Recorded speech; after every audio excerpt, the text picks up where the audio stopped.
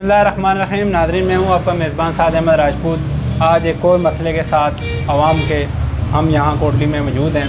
हमारे साथ कुछ ऐसे अफराद हैं जो रिक्शा चलाते थे, लेकिन वो 1.5 महीने से आप देख सकते हैं कि गवर्नमेंट के साथ मुकम्मल ताउन कर रहे हैं। उसके बावजूद इनके घर में चूल्हे नहीं जल रहे।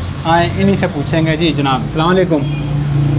वालेकुम सलाम जनाब। मेरा नाम तारुफ करवाएं आप अपना। मेरा नाम आरफ गुल है। अच्छा, मैं एक रिक्शा ड्राइवर हाँ जनाब। कोरोना की बीमारी आई, असा गरीब लोग हाँ, साढ़े रिक्शे 1.5 महीने तो बंद हैं। कोई हुकूमत बाला भी साड़ी मदद नहीं की थी। एवें रिक्शे तो को खलते हुए वर्कशापां च साढ़े मिस्त्रियों ने कम कोई नहीं, उन्होंने चूल्हे बंद हैं। लिहाजा जनाब हूँ कोई अल्लाह ना प्यारा बंदा है जिस कोई असा की राशन भेजिया, अस इस इंतजार ही च रहे हैं कोई रिलीफ असा की मिला है।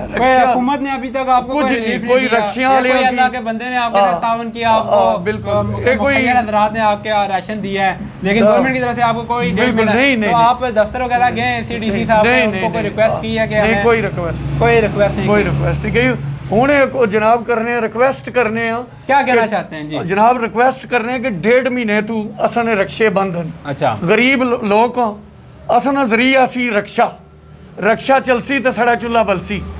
इस नाल कितने लोग मिस्त्री टायरों वाले सारे लोगों ने साड़ी नाल कारोबार बंद होए जनाब। कमो बेश कितना कोटली में रिक्शा चलता है? कोटली 600-800 हज़ार बंदा तो सी। नाज़रीन, ये आप देख सकते हैं 600-800 रिक्शा चलता है कोटली में, और इससे तकरीबन 5000 अफराद जो अंदाज़ा लगा सकते हैं कि उनका चूल्हा चलता है, और इस वक्त उनका चूल्हा बुझा हुआ है। लिहाजा हुकूमत वक्त से हम ये अपील करना चाहते हैं कि जनाब आपने कर्फ्यू लगा दिया और आप सो गए, लेकिन ये जो रिक्शा वाले हैं ये इनका क्या कसूर है? ये जो 600-700 रुपया दिहाड़ी कमाते थे, इनका क्या कसूर है? इनको बंद कर दिया है और कुछ बाजार आपने खोल दिया है। अगर आपने बंद किया है अच्छी बात है, बंद किया हम आपको अप्रिशिएट करते हैं, लेकिन इसके साथ ही इन रिक्शा यूनियन वालों को आप कोई पैकेज का ऐलान करें, कोई रिलीफ दें। ये इनके घरों में चूल्हे बंद हो गए हैं, इतने अरसे से रोज़े आ गए, गर्मियाँ हैं, बच्चे भूख से बिलख रहे हैं, लेकिन इनकी कोई पुकार सुनने वाला नहीं है। तो लिहाजा मैं राजा फारूक हैदर जो आज़ाद जम्मू कश्मीर के वज़ीर आज़म है, उनसे अपील करता हूँ कि दर्दमंदाना इन लोगों की तरफ तवज्जो दें और कोई रिलीफ पैकेज का ऐलान करें।